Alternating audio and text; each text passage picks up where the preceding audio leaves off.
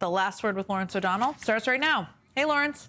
Hey, Jen. As you said, we have Congressman Ro Khanna coming up. They had the deposition for billionaire Leslie Wexner today. We want to get his reaction to that right away. So we're going to go straight to it. Looking forward to hearing what he has to say. Thanks, Jen. Thank you. The most powerful crime syndicate in history. That is what we are living under now in the United States of America, according to Donald Trump's hometown newspaper. That is the single most important fact of life in America, and it is the force that must be overcome if the United States of America is to have a future as a democracy.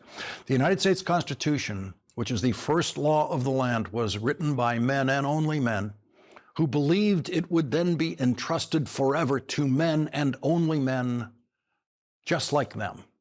They saw themselves, despite many of them being slave owners, as honorable men, gentlemen, people who this country and the world could trust to do the right thing. They did not try to write a constitution in anticipation of criminals holding constitutional offices.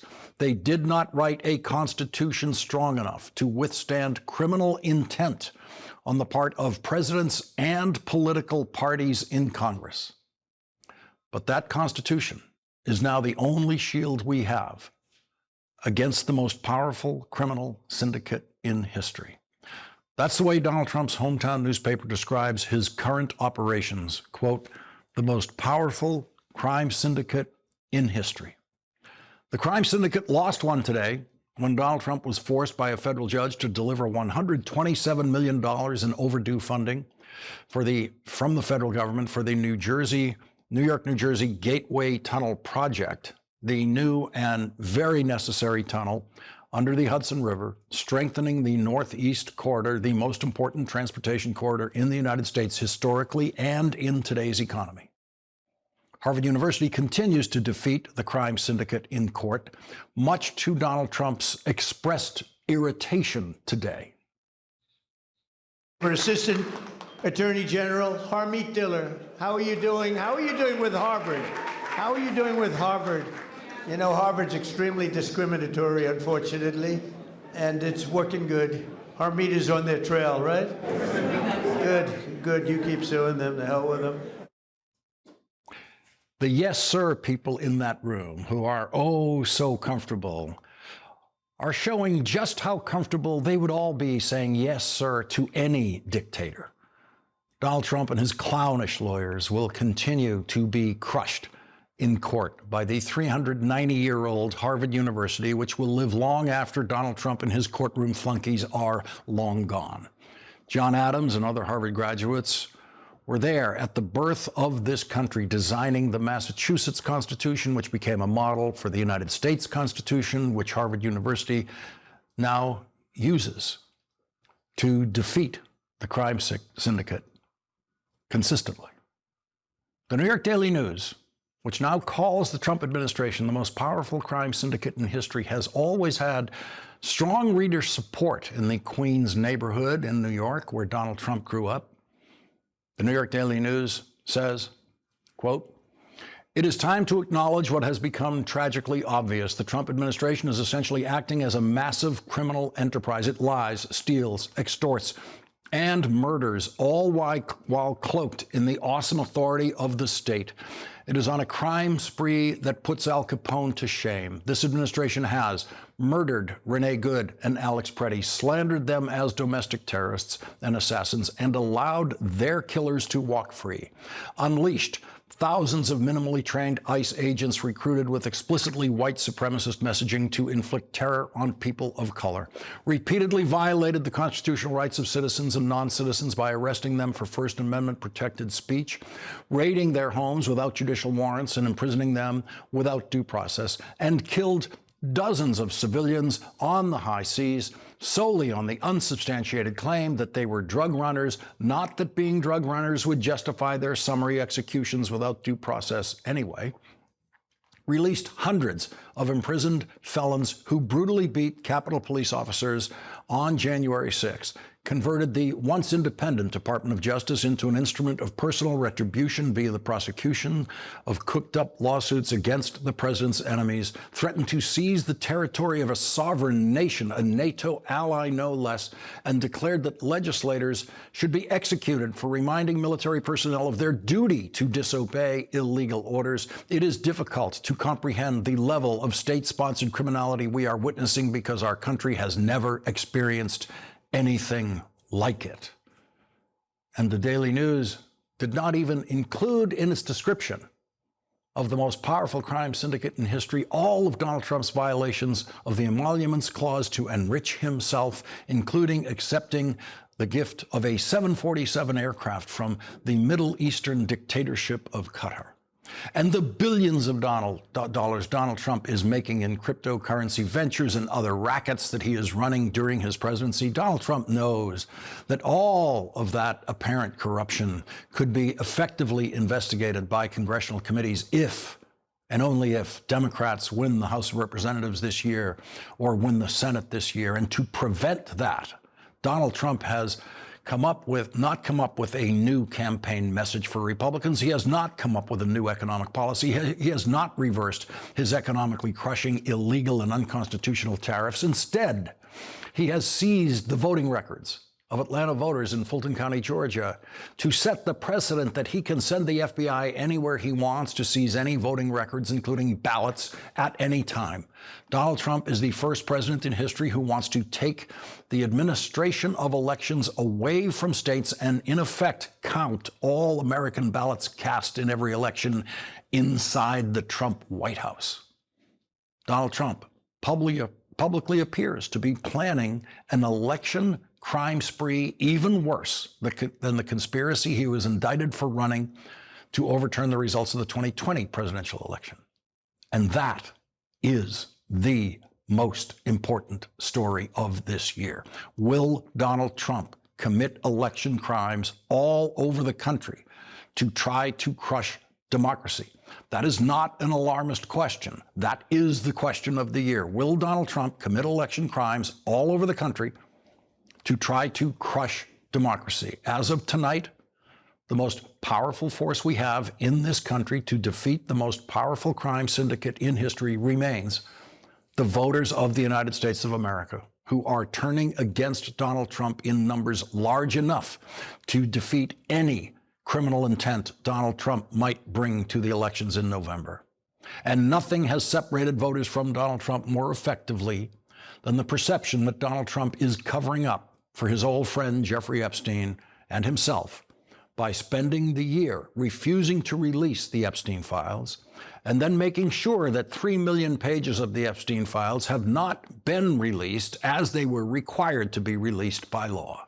A clear majority of Americans, 53%, now believe Donald Trump is trying to cover up his friend Jeffrey Epstein's crimes. Republicans who control the House Oversight Committee were forced by the Democrats on the committee, with some cooperation by Republicans, to investigate the crimes of Jeffrey Epstein. But most Republicans on the committee have also tried to help Donald Trump in whatever way they can. And one way they decided they could help Donald Trump is by sending a subpoena to a wife of a president who never met Jeffrey Epstein. There is only one first lady in American history who we know met Jeffrey Epstein, and that is Donald Trump's third and current wife. Why did the Republicans on the committee seek to subpoena Hillary Clinton, who says she never met Jeffrey Epstein, and not subpoena Melania Trump? The first question under oath the committee should ask to Melania Trump is, who introduced you to Jeffrey Epstein? Did Donald Trump introduce you to Jeffrey Epstein, or did Jeffrey Epstein introduce you to Donald Trump? The committee will never ask those questions of Melania Trump. And Hillary Clinton believes she has been subpoenaed as a distraction that the Republicans hope will somehow help Donald Trump, and that Hillary Clinton's subpoena is just another indication that Donald Trump really, really does have something to hide. There's something about this administration's attitude toward this, which I think really leads us to conclude they have something to hide. We don't. We have been willing to say whatever we know. We've even done it under oath. But they want us to testify, not everyone else who's mentioned many, many times, hundreds of thousands of times in these files. So we've said, fine, let us do it in public. And we will appear in public and we'll answer all your questions. And of course, the Republican chairman of the committee does not want Bill and Hillary Clinton's testimony to be given publicly because Republicans are afraid that that testimony might not produce anything that they really want. Why did they want to pull us into this? To divert attention from President Trump. This is not complicated. This is so obvious, and they keep trying to divert. Look at this shiny object. We're going to have the Clintons, even Hillary Clinton, who never met the guy. We're going to have her there. In that BBC interview, Hillary Clinton said something that Donald Trump has never, ever said. Get the files out. We have called for the full release of these files repeatedly. We think sunlight is the best disinfectant. Get the files out. And Hillary Clinton has this prediction about Republican reaction and Donald Trump's reaction to her testimony.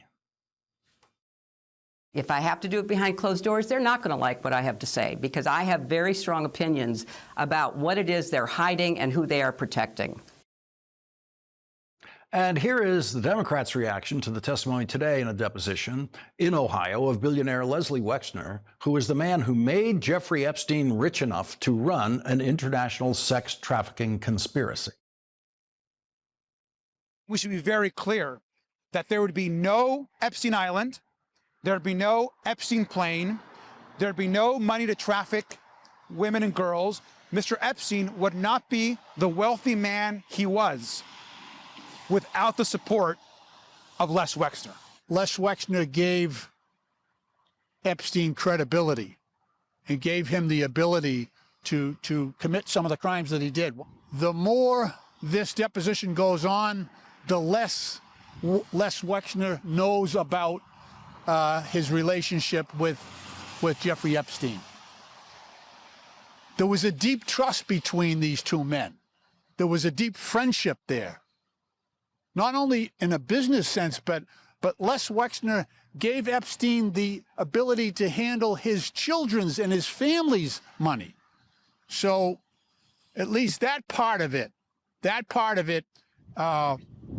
makes it hard to believe Les Wexner's testimony thus far. One thing that was remembered for sure was when asked about Donald Trump and Epstein and whether or not they had been in the same room and what that looked like. He didn't quite remember, but he imagined that, yes, that possibly happened because he did remember that Donald Trump also would like to show up to the Victoria's Secret runway shows.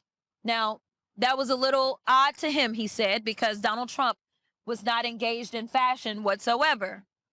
But he does recall that. Les Wexner handed his power of attorney to Jeffrey Epstein. He allowed Jeffrey Epstein to live in his homes, to have hundreds of millions of his dollars, to use his yachts and his planes. This was obviously a very, very close relationship, and so far what we have seen is a denial of that relationship.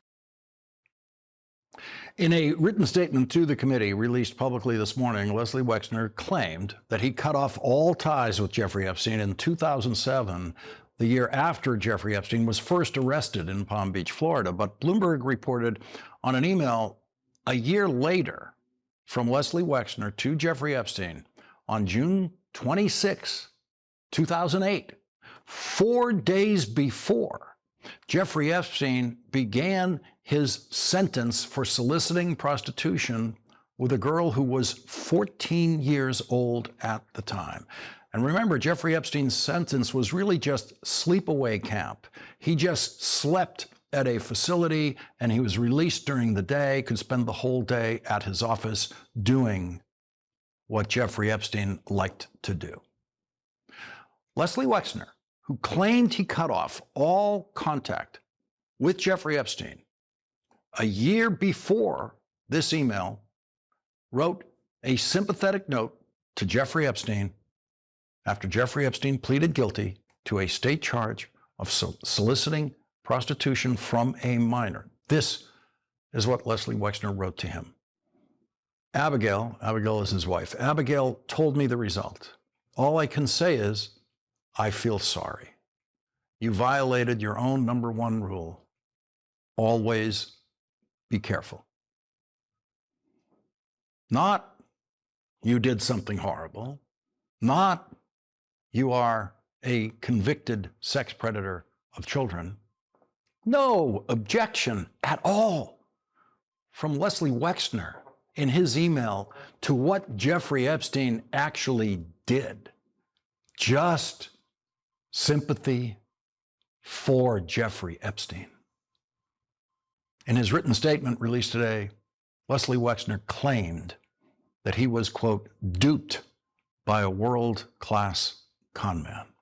And, quote, I never saw or heard about Epstein being in the company of a minor girl. To the contrary, he led me to believe he was in serious and long-term relationships with 2 women, Dr. Ava Anderson and later Ghislaine Maxwell, both of whom he said he contemplated marrying. But Leslie Wexner knew that Jeffrey Epstein pleaded guilty to soliciting prostitution from a 14-year-old girl. He knew that. And Leslie Wexner's entry in the Epstein birthday book, like Donald Trump's page in that book, includes a drawing to please and amuse his dear friend, the sex trafficker, Jeffrey Epstein.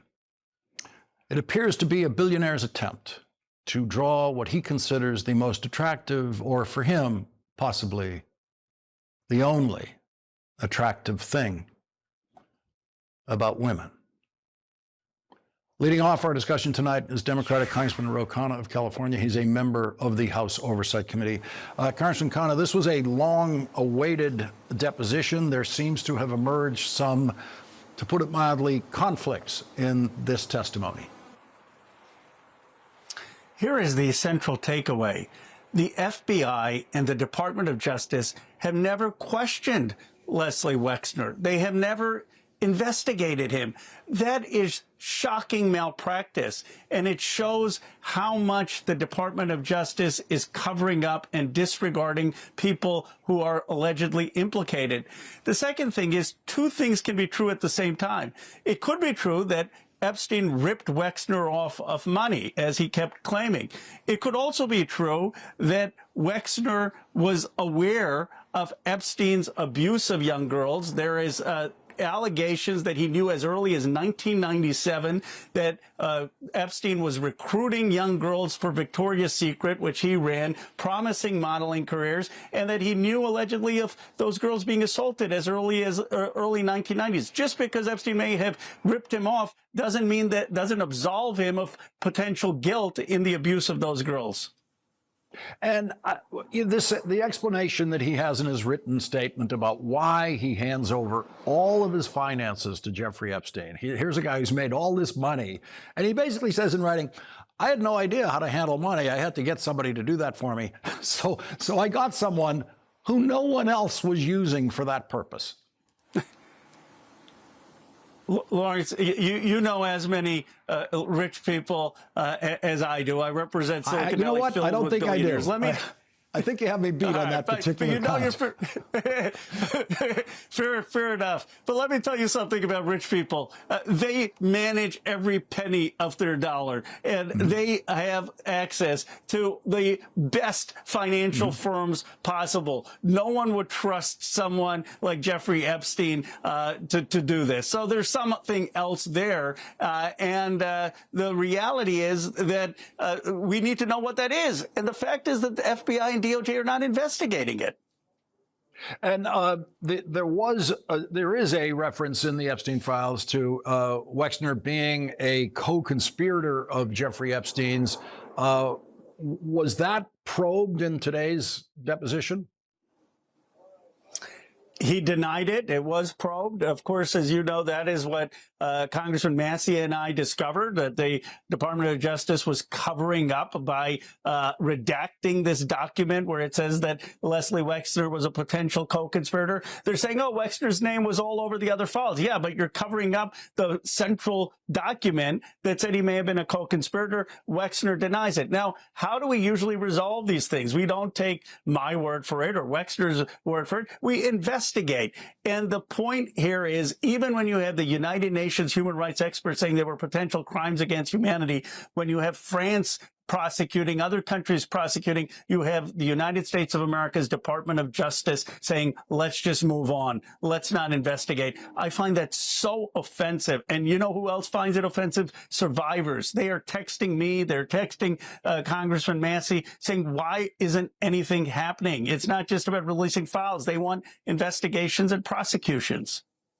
You spend time in courtrooms and you see witnesses like this cross-examined, and when they go into their testimony saying, I cut off all communication with him on X date in 2007, and then there's an email produced in 2008 where he's expressing sympathy for the guy having to suddenly serve his easy sentence, that's the kind of crack in testimony that absolutely destroys credibility in court.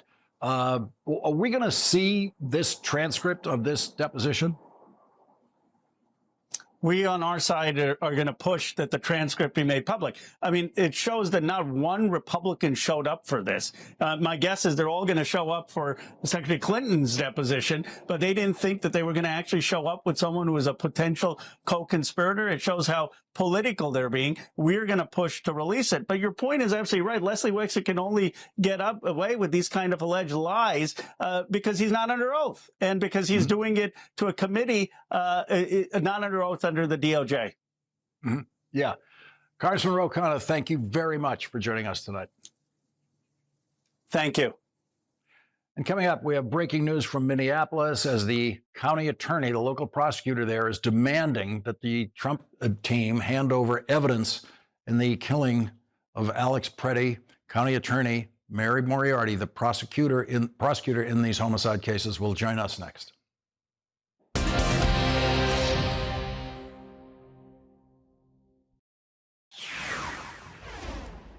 Today in Minneapolis, the Hennepin County attorney issued new demands to obtain records and evidence from the Trump Justice Department about the killing of Alex Preddy and the non-fatal shooting of Julio Cesar Sosa Salas by Donald Trump's invasion forces. The Minnesota Star Tribune reports, quote, this was the second time in 3 weeks that Moriarty's office has issued TUI letters to the federal government. They had set a February 17th deadline on the request for evidence related to Renee Good's killing and never heard back. Our next guest, Hennepin County Attorney Mary Moriarty, said this today. I think we're in good shape to be able to make a decision on these cases. I can't say what that will be. And certainly it would be much easier if the federal government were not hiding evidence from us and obstructing our ability to do the investigation. Joining our coverage now is Hennepin County Attorney Mary Moriarty. Thank you very much for joining us tonight. I want to go to this procedural point of the so-called TUI letter. That's a procedural requirement for you in pursuing this evidence. What stage are you at with that? So if we were trying to get records from a state agency, we would simply subpoena them, but you can't do that for a federal agency. You have to go through a process which is called the TUI process, or make a TUI demand. And so, as you noted, we did do that a couple of weeks ago in the killing of Renee Good. Yesterday, we filed demands in the Alex Preddy killing, and then today we filed demands in Julio Sosa Salas' case. And so there's a period, is there a fixed period that you wait for a reply there? Apparently you never got one in the Renee Good case? Correct. We've not heard from the Department of Justice. And interestingly, there are no guidelines internal guidelines, apparently, or statutory guidelines. So we asked for a response within 2 weeks. We did not get that in the Good case. And we have set a deadline for both Preddy and Sosa Solis of March 3rd. And so if you get no response, do you have no more alternatives in trying to get that evidence from the federal government? We absolutely do. And we're preparing for litigation on those points right now.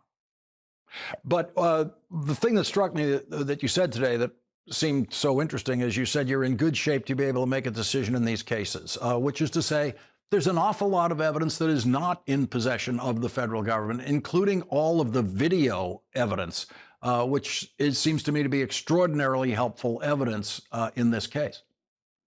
It is. And I also mentioned today that we received over 1,000 submissions from community members. And I know that we got evidence through those portals videos that we would not have received otherwise.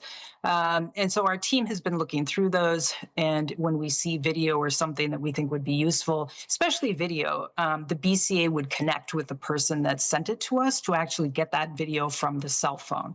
So although the federal government is not giving us whatever evidence they have, and we kind of know what some of it is, but we don't know what we don't know too. But we also have substantial evidence from those portals, from the BCA interviewing witnesses at the scene. So that's what I meant when I said I think we're in good shape at some point here to make a decision.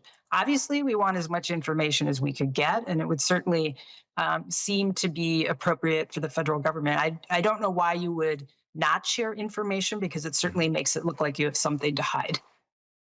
You have been on this program and in your public comments confident about what you could achieve as a prosecutor in these homicide investigations, even without cooperation from the federal government. And you sound confident tonight about your ability to proceed, even if you don't get cooperation from the federal government. I do feel confident about that. Now, I won't mistake that for confidence in the ultimate result should we decide to charge. And I think I've gone through this before on this program about the fact that if we do charge, we expect a motion to remove to federal court. We then expect a motion to dismiss for immunity. I will emphasize again, there is no such thing as absolute immunity, but supremacy clause, qualified immunity can be a defense in federal court. And if we were to charge, we have to overcome that to be able to make it to a jury. So I do feel good about our ability to ultimately make a decision on all three of these cases. What the result is after that, we'll have to see. County Attorney Mary Moriarty, thank you very much for joining our coverage tonight. Of course. Thank you. And coming up this week, we heard from President Obama, who was inspired by the people of Minneapolis, including what he saw in some powerful videos of people there standing up to the Trumpian cruelty shown to him by his good friend, Michele Norris, who will join us next.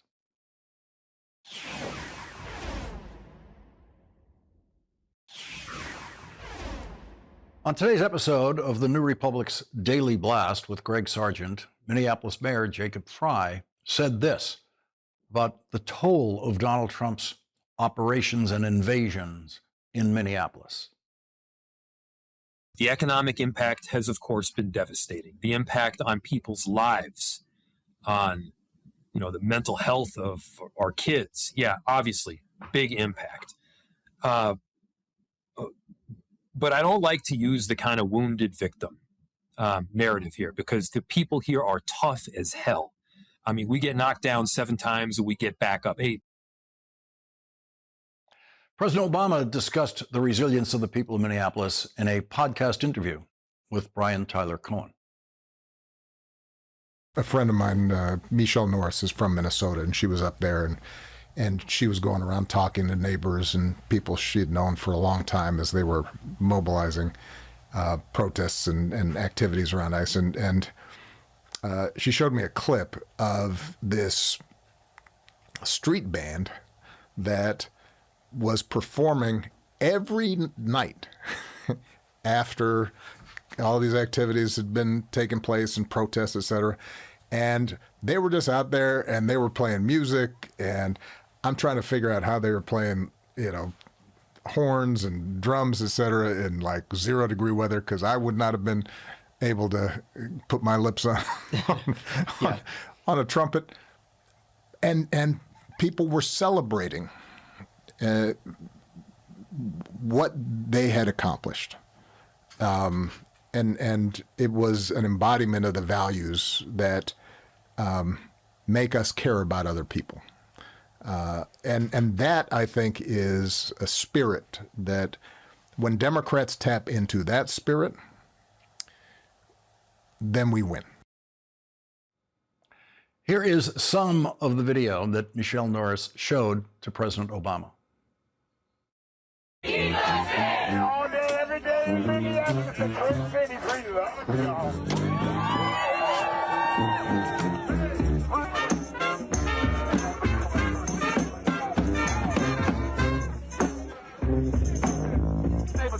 to me, she said, how can you smile when your world is tumbling down? I said, it's my secret. When I want to cry, I take a look.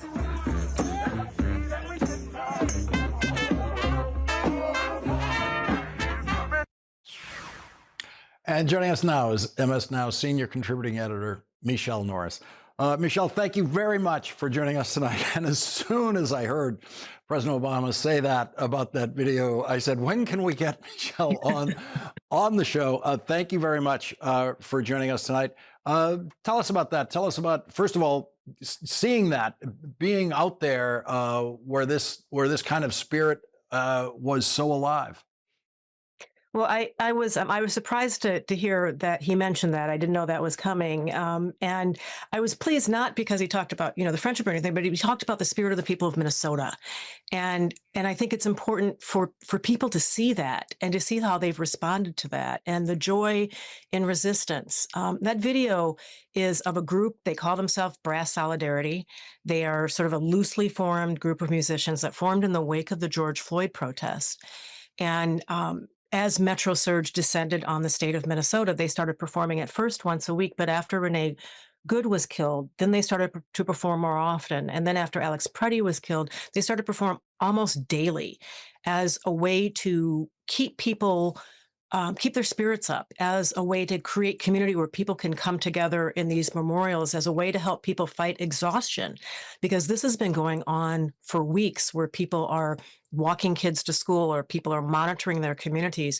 And it's clear that Minnesotans are not going to back down. They've showed this. You heard Mayor Frey say, they're tough, they're fierce. Minnesota Nice has been replaced by Minnesota Fierce, I guess you could say.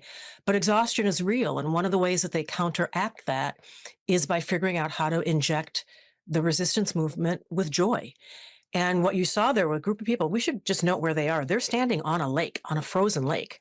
That's a couple hundred people standing on a frozen lake, singing, "Hold On, We're Gonna Make It."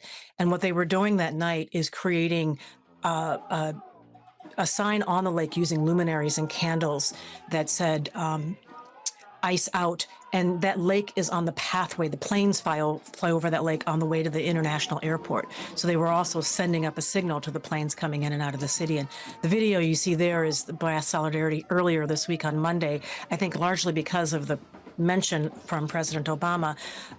Their numbers have been growing. And what you're seeing there were 78 people that were out that day at George Floyd Square, which is not far from where Renee Good was killed.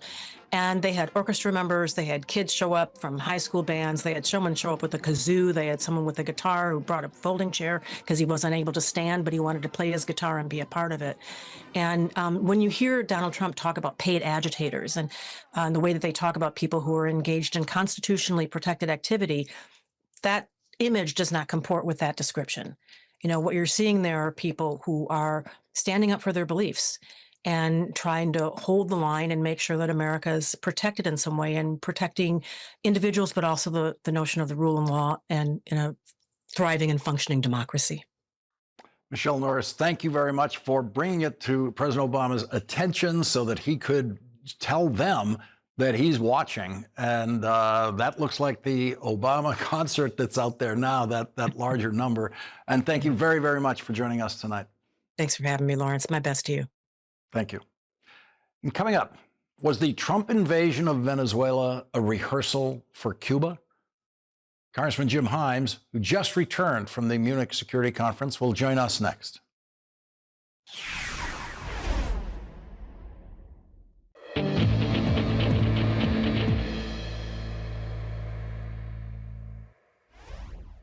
Cuba has always been the big prize. Was Venezuela just the rehearsal? Cuba is right now a failed nation. They don't even have jet fuel to get for airplanes to take off. They're clogging up their runway. But we're talking to Cuba right now. I have Marco Rubio talking to Cuba right now. And they should absolutely make a deal. We'll see how it all turns out. But Cuba and us, we are talking. In the meantime, there's an embargo. There's no oil. There's no money. There's no anything. Cutting off oil to Cuba was what the Venezuelan invasion was probably really all about. Axios reports Secretary of State Marco Rubio has been holding secret talks with the grandson and caretaker of Cuba's aging de facto dictator, Raul Castro, as the U.S. puts unprecedented pressure on Havana's regime, three sources tell Axios. The talks between Rubio and Raul Guillermo Rodriguez Castro are bypassing official Cuban government channels. They show that the Trump administration sees the 94-year-old revolutionary as the communist island's true decision maker. At the Munich Security Conference, which was held this past weekend, Donald Trump was identified as the greatest threat to international order. Quote, "The world has entered a period of wrecking ball politics. Sweeping destruction rather than careful reforms and policy corrections is the order of the day. The most prominent of those who promise to free their country from the existing order's constraints and rebuild a stronger, more prosperous nation is the current U.S. administration. As a result, more than 80 years after construction began, the U.S.-led post-1945 international order is now under destruction. The most powerful of those who take the axe to existing rules and institutions is U.S. President Donald Trump. For his supporters, Washington's bulldozer politics promises to break institutional inertia and compel problem solving on challenges marked by gridlock." Joining us now is Democratic Congressman Jim Himes of Connecticut. He's the top Democrat on the House Intelligence Committee. Just back from the Munich conference. On the Cuba point, no oil from Venezuela. Marco Rubio in negotiations. What's next? Yeah, well, there's so much to say on this topic. I don't think that Venezuela was only about Cuba. It was also about the president saying, look, I'm doing something about drugs. Now, he's doing something about cocaine. He's not doing anything about fentanyl, which is, the drug that kills most Americans. But Cuba is a nice byproduct. And Marco Rubio is ascendant in the administration. Marco Rubio is a Miami born and bred second generation Cuban American. So if you're Marco Rubio, you say, oh my gosh, look at what we just did. We took down a really bad communist in Caracas, and we could do this in Cuba. The problem is that this is all performative stuff, right? There's no regime change in Venezuela. Yeah. Regime change is complicated. Regime change means you put a lot of guys with guns on the ground and some of them get killed. And so as in Cuba and as in Iran, could we break a lot of things? Absolutely. Absolutely. The military is second to none. But, what do you actually change? We're negotiating with somebody in Venezuela who is the number two. The Maduro, the Chavista communist regime is still in place. It's just scared and therefore willing to negotiate with the Trump administration. For now. For now. Who knows what happens next? Iran, Donald Trump is saber-rattling, to put it mildly. It looks like Donald Trump could be launching his own war with Iran by the weekend. Yeah, again, we need to really zone in on what we're talking about here, right? We will soon have 2 aircraft carriers in the region. That's an immense amount of combat power. We could break a lot of things. We could sink the entire Iranian Navy. We could blow up lots of stuff. But is that going to change the regime? Remember, the regime in Iran, just as in the regime in Cuba and the regime in Venezuela, is comprised of a lot of guys with a whole lot of guns, probably a whole lot of Swiss bank accounts, and a whole lot of interest in not being tried by the next regime. So, both Cuba and Iran right now are quote unquote talking, right? Of course they're talking, right? We got aircraft carriers. The question is there going to be a fundamental change? I would argue that the only way you're making fundamental change is with troops on the ground, which means troops getting killed, unfortunately, as we saw in Iraq and Afghanistan. And I'm not sure Trump's going to go there. What would be the invoked legal justification for an attack on Iran? Oh,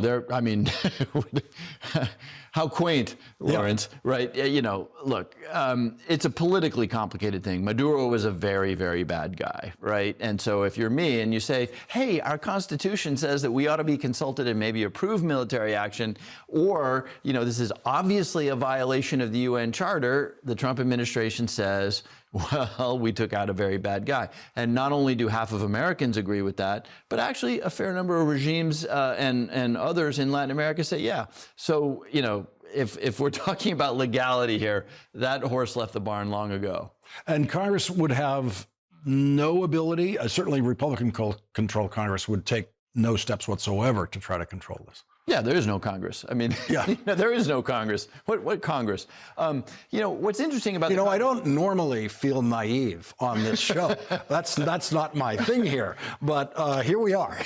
Now, look, in defense of American politics, you're starting to see a return of the Congress, right? When we in the House voted against tariffs against Canada, we actually got 7 Republicans. When we voted to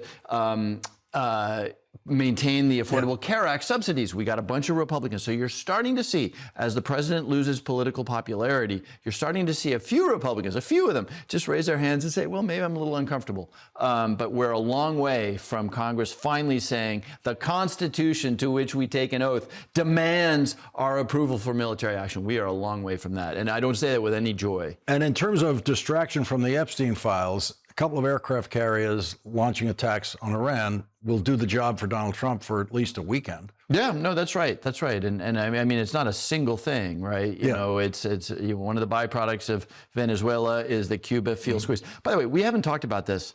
One of the possible outcomes in Cuba is a devastating humanitarian situation. Yes. Don't think that no resources getting in is a unadulterated good thing. There could be Cubans starving. There could be a humanitarian crisis, and that complicates the calculus. Yeah, and life is rough in Cuba before any of this. Exactly. Already. Congressman Jim Himes, thank you very much for joining us tonight. We'll be right back.